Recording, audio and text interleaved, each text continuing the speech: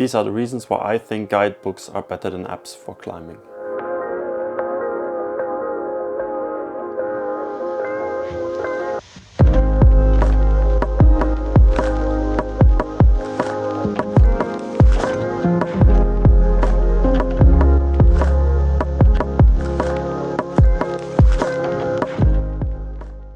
Using apps to find boulders or crags is a thing that a lot of people use nowadays, and apps like, for example, 27 Crags make it relatively easy to do it.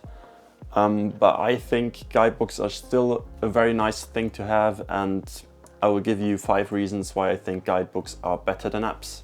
I will also make a second video where I will give the reasons why apps are better, so make sure to subscribe if you don't want to miss this.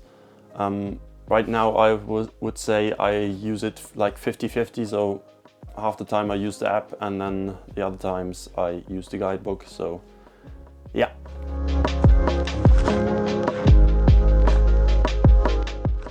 I think nowadays we all are way too much on our phone and looking into screens all the time. So I think when climbing it's really nice to have a guidebook when you're out in nature and don't always look into a screen.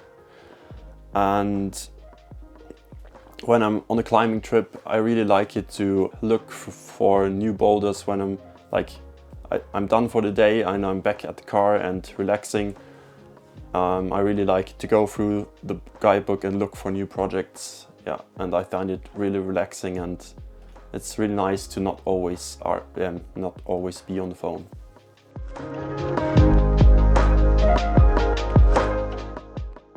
I also think, for me personally, I have a better overview of the area and of the boulders in the guidebook, because there are maps of like the whole area and then maps of the like parts of the areas. So I find it a lot easier like to have an overview, and I also think that it's easier to find like boulders that are near my boulder. So when I'm like in my guidebook, I have the page like with 4 or 5 boulders, and then I can see which boulder is close to the one I'm already here. I know you also have a map on the app, but on the map you normally don't have photos of the boulders, so you have to click on the boulder and then see what's there. And on the guidebook you just have photos with the boulders which are close, and I think that's really nice to have and a lot better than on the apps.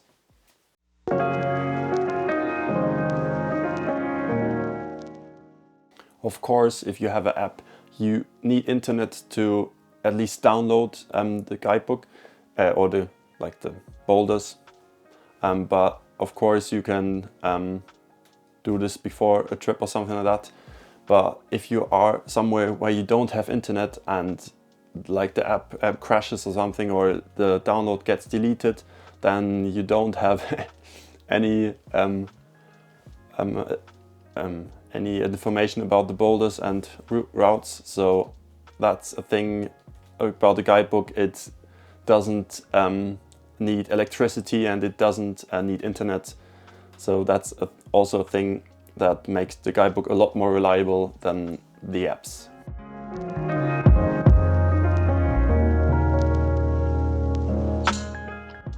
Another thing I really like to do is to just tick off the climbs and make notes in the guidebook and rate the boulders I did.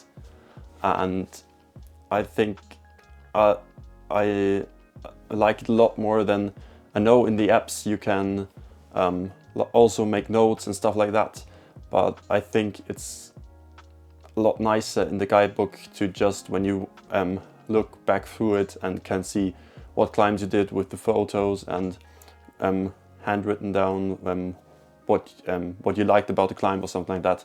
So I really think this is a nice thing to have when you have a guidebook.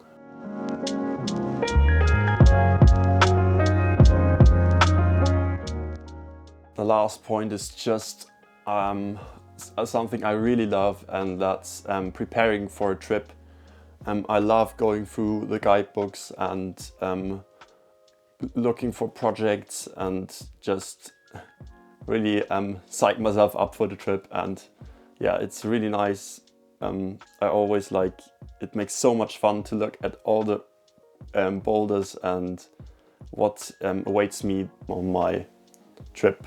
So yeah, I think that's my favorite thing about the guidebooks, to look for new projects and planning a bouldering trip or climbing trip. Yeah, so I think that's on the app. It just isn't the same feeling when doing it with a guidebook. Let me know in the comments, guys, what you think you like more, or what if you have guidebooks or if you only use apps. I would be really interested in this.